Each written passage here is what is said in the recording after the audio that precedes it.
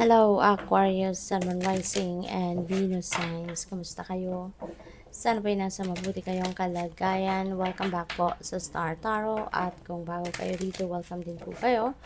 Please subscribe, like, share my videos, and leave me a comment kung naka-resonate po kayo. Thank you.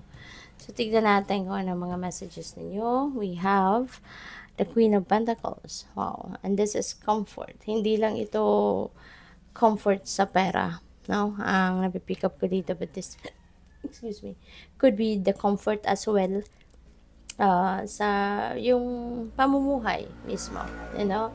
Sa loob ng pamilya, sa relationships ninyo, you know, so feeling ko, there will be comfort na mararanasan kayo, which is really beautiful. Kasi si Queen of Pentacles, very very sensible, this is very compassionate person, maalaga, very caring, 'di ba? Kaya hindi lang yung kapamilya niya yung inaalagaan niya, yung person niya, yung mga anak niya, yung parents niya, hindi lang sila inaalagaan niya, kundi even other people around her, no? Talagang ano siya,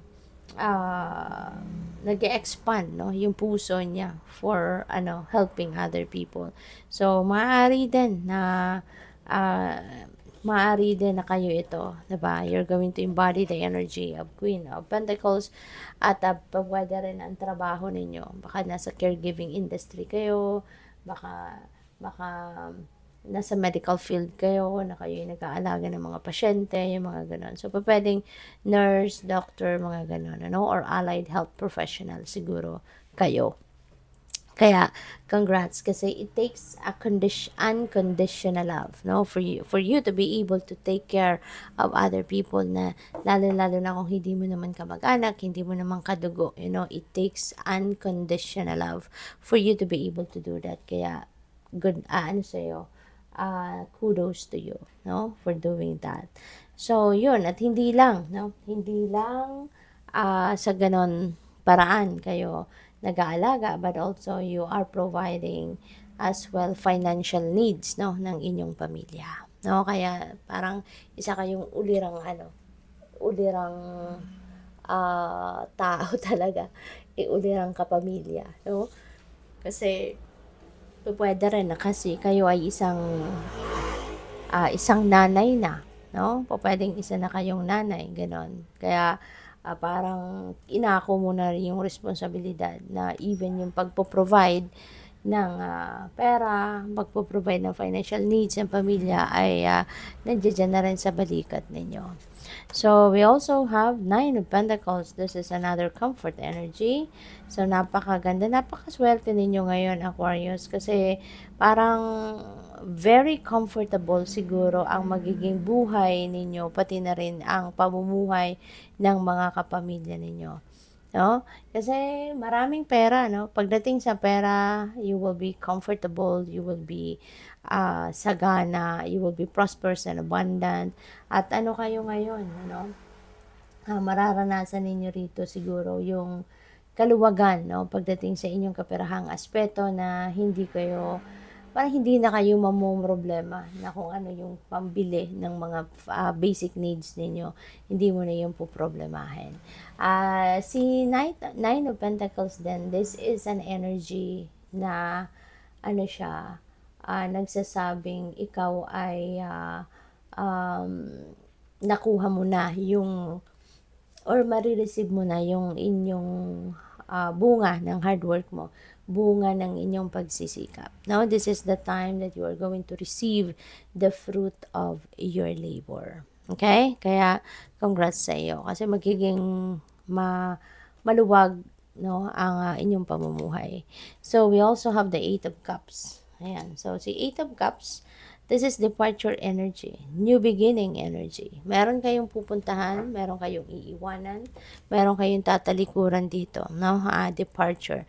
So, this is something na hindi na yan nagsiserve ng highest good ninyo. Otherwise, you will stay there. Diba? So, kung ano man itong iiwanan ninyo, this is something na alam ninyo, hindi na ito yung para sa'yo, hindi na to yung right place para sa'yo, hindi na ito yung tamang hindi na ito yung tamang lugar para sa'yo. You know? At kung ano man ito, kasi pwedeng relationship yan, pwedeng trabaho, pwedeng career, you know?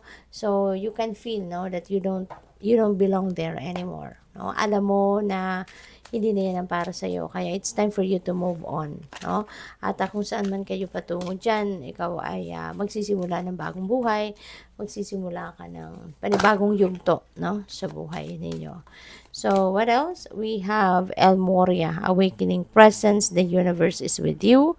Wear a cloak of protection and love. Ayan, the universe is with you. In sync kayo ngayon ng divine universe. So, most likely, talagang kung ano man ang mga mangyayari sa buhay mo sa ngayon, yan ay divinely orchestrated, no? At talaga nasa plano niya yan, at yan ay mangyayari, yan ay mag-unfold. No? Kaya good luck sa'yo. So, we also have Bridget, inner strength, move back to wholeness, recognize that you have the power. Okay? So, yun. Inner strength. Gamitin ninyo yung inyong lakas ng loob. Gamitin ninyo yung inyong tibay ng inyong dibdib. Okay? Para nang sa gayon, ano yan? Para nang sa gayon, maharap mo kung ano man ang mga problema kung meron man, mga challenging situations, you can face them squarely. Okay? So, what else? We have hope, love, and acceptance. Love is yours. Recognize your divine worth and choose loving thoughts. Ayan. So, you are full of hope, no? Sa puso mo, Aquarius. Napakaganda. Kasi, di ba, when we are always hoping for the best possible outcome, kapag lagi tayo may pag-asa sa puso natin, sa buhay natin. So, ano tayo, mas nag-a-attract tayo ng mga positibong bagay, nag-a-attract tayo ng mas maraming positibong kaganapan sa buhay natin, 'di ba? Kaya 'yan. Probably then, you know, you are also on the period wherein tinatanggap mo na din, ano? Tanggap mo na yung buo mong pagkatao, tanggap mo na yung ikaw, no? Kasi baka in the past meron kang mga parte sa buhay mo na hindi mo natatanggap, hindi mo akseptado yan, hindi mo nire-recognize. But now, you are accepting everything for who you really are. No? Good luck. Thank you for watching. Love and light. Namaste.